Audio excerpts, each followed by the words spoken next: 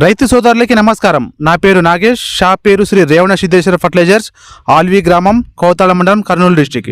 నేను ఈరోజు మీకు పత్తిలో మొదటి పిచ్చికారి గురించి చెప్పాలనుకుంటున్నాను. చాలామంది రైతులు పాతకాల పద్ధతులు అవలంబిస్తూ వస్తున్నారు.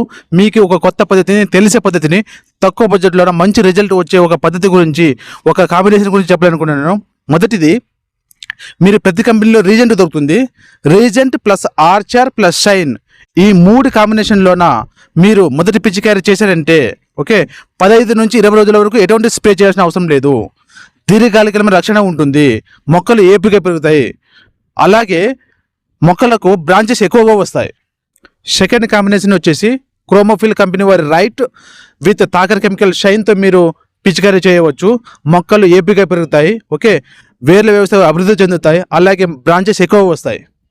ఇది మా రైతులకు, మా దగ్గర ఉన్న రైతులకు వేయించడం జరిగింది. మా ఫ్రెండ్స్ కూడా వేసుకున్నారు. మంచి రిజల్ట్ వచ్చింది.